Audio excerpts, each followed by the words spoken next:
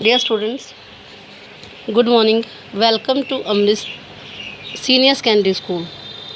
Students, पिछली audio में मैंने आपको +1 की इलेक्टिव हिंदी की तीसरे रसखान जी द्वारा लिखी सवैये करवाए थे, जिसका हमने प्रथम भाग यानी पहला भाग किया था।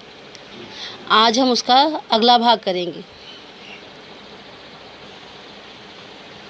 स्टूडेंट्स, सवैये एक प्रकार का समपद वर्ण छंद होता है जो कि 4 चरणों में यानी कि 4 लाइनों में लिखा जाता है। और ये 4 लाइनें जो होती हैं, इनका अंतिम अक्षर जो होता है वो समपद होता है, यानी कि और इवन नंबर्स में होता है। ये 22 से 26 अक्षर के चरण वाले जाति छंदों को, ये समूह को ही सवैया कहा जाता है। रसखान जी जो हैं अपनी ज़्यादातर कविताएं जो हैं वो सवैयों में ही लिखते थे। आगे हम इसका अगला भाग पढ़ेंगे। प्राण वही जो रजे रिझी वापर, रूप वही जी बाहिर झायो। प्राण वही यानी कि हमारी जो आत्मा है, अगर श्री कृष्ण पर ही रिझती है तो वही हमारे लिए सही है। रूप वही जी बाहिर झायो, वह रूप नहीं जो बाहरी रूप पर ही रिझ जाए। शीस वही जिन वे पद पर सै, शीस वही यानी कि सिर वही जो श्री कृष्ण के चरणों पर यानी पद पर जो चरणों पर झुक जाए। पद अंक वही जिन वा पर सायो, और अंक वही यानी कि गोद वही अच्छी है जो श्री कृष्ण के ही गोद हो। दूध वही जो दुहारी वाही, दही सो जूही जो वही ढरकायो। दूध वही जो दूध दोने वाले से ही लिया जाता है, और दही वही अच्छा है जिसे ढक कर ही रखा जाता है। और कहाँ लो कहा रसखानरी, भाव कही जो वही मन भायो। रसखान जी कहते हैं, कहाँ लो कहाँ रसखान। रसखान जी कहते हैं कि और क्या कह सकता हूँ मैं, मेरे मन में जो भाव आते हैं वही मन को भाते हैं, यानी कि जो हमारे मन के भाव होते हैं वही हमारे चेहरे पर भी नज़र आते हैं। मानुष हो तो वही रसखान, बसो ब्रज गोकुल के ग्वारन। मानुष यानी कि मनुष्य। रसखान जी कहते हैं कि अगर हम कभी मनुष्य के रूप में मैं जन्म लूँ, रसखान जी अपने बारे में कहते हैं कि अगर कभी मैं सोचता हूँ कि मैं मनुष्य के रूप में जन्म लूँ, बसो ब्रज गोकुल गांव के ग्वारन, तो वह गोकुल के ब्रज गांव में बसना चाहता है एक ग्वाले के रूप में। स्टूडेंट्स, आपको पता है कि श्री कृष्ण जी जो थे वो ब्रज में रहने वाले एक ग्वाले के रूप में रहते थे। वो श्री नंद यानी कि बाबा नंद के घर में रहते थे, जिसमें उन्होंने यशोदा माता उनकी मैया थी, उनके पास रहते थे। जो पशु हो तो कहाँ बसू मेरी, चरो नित नंद की धेनु में जारन। रसखान जी कहते हैं कि जो पशु, अगर मैं पशु रूप में या जानवर के रूप में कहीं पर जन्म लूँ तो मैं ब्रज में ही लूँ, ताकि मैं नंद की गाँव के बीच यानी कि चरो नित नंद की धेनु में जान, तो मैं बाबा नंद की गाँव के रूप में ही जन्म लूँ ब्रज में, ताकि मैं वहाँ पर घास चरता रहूँ। पाहन हो तो वहाँ गिरी को जो, धर्यो का छत्र पुरंदर धारण। पाहन, अगर मैं किसी पहाड़ के रूप में जन्म लूँ तो मैं वैसा पहाड़ बनना चाहता हूँ जिसे श्री कृष्ण ने अपनी छोटी उंगली पर उठाया था।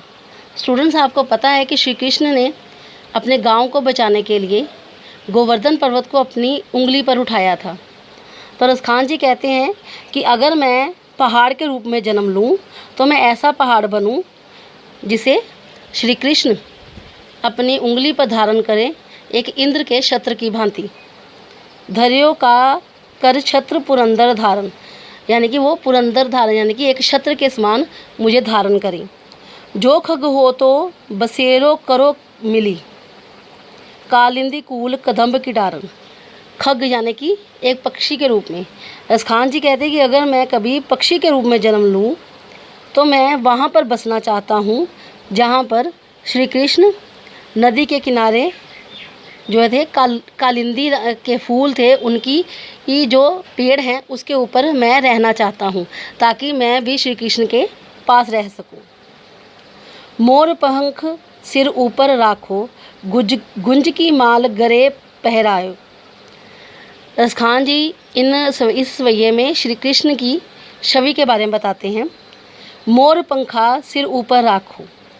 रसखान जी कहते हैं कि श्री कृष्ण ने मोर के पंख को अपने सिर के ऊपर सजाया है। गुंज की माल गरे पहिरागो, उन्होंने रत्नों की माला को अपने गले में पहरा हुआ है। गुंज की माल यानी कि रत्न। ओढ़ पीताम्बर लै लकुटी, बन गोदन गवारन संग फिरोगी। ओढ़ पीताम्बर, ओढ़ यानी कि अपने ऊपर लेना, और पीताम्बर यानी कि पीले रंग का, लकुटी यानी कि कमरिया। श्री कृष्ण को देखकर रसखान जी कहते हैं कि श्री कृष्ण ने पीले रंग के वस्त्र पहनकर अपनी कमरिया से बांधे हुए हैं। बन गोधन ग्वारन संग फिरोगी, और वह ग्वाले बनकर खुद वहाँ की जो ब्रज की ग्वालने हैं उनके साथ साथ फिरते हैं। भावतों मोहे मेरो रसखान, सो तेरे कहे सब स्वांग किरोगी। रसखान जी कहते हैं कि मेरा तो यही भाव है कि मैं उनके साथ किसी भी रूप में तेरे कहे सब स्वांग करोगी। स्वांग यानी कि लीला, उनके साथ किसी भी रूप में वो मेरे साथ लीला करें या मैं उनकी लीला को देखूं। या मुरली मुरलीधर की अधरान अधरान धरी अधरान अधरोगी, जिसे देखकर मैं उनकी छवि को देखता रहूं और उनके मुरलीधर यानी कि अपने होठों पर मुरली, अपने होठों से मुरली बजाए और उनकी मुरली की धुन सुनकर मैं उनके अधरों में ही, उनकी मुरली के धुन में ही डूब जाऊं। स्टूडेंट्स, इसी के साथ ही सवैये के साथ ही मैंने कुछ क्वेश्चंस भी दिए हैं। आपने उसे होमवर्क के रूप में करना है और साथ साथ में इस सरलात का आपने प्रसंग भी लिखना है। ये मैंने पिछली ऑडियो में भी बोला था कि आपने इसका प्रसंग भी लिखना है। पहला क्वेश्चन है, रसखान जी की रचनाओं के नाम लिखें, जो कि आपको मैंने पिछली ऑडियो में भी बताया था। दूसरा है, प्रस्तुत कविता में कवि ने शीश को किसे झुकाने के लिए बोला है। तीसरा है, रसखान जी मनुष्य के रूप में कहाँ बसना चाहते हैं और क्या करना चाहते हैं। चौथा है, कविता में मनुष्य को किस प्रकार छत्र धारण करने को बोला है। पांचवा, कवि गोकुल, गांव, नंद की धेनु, गोवर्धन पर्वत का पहाड़, कदम्ब की डालियों पर निवास क्यों करना चाहता है। और अंतिम है, आपने शब्दों के अर्थ लिखने हैं। दुहा योरी, जिसके साथ साथ मैंने आपको अर्थ भी बताए हैं। दूसरा है खग, तीसरा ग्वारन, चौथा पीताम्बर, पांचवा अधरान और छठा है स्वांग। आपने ये होमवर्क अपनी कॉपियों पे लिखना है और अच्छी तरह से याद करना है। धन्यवाद।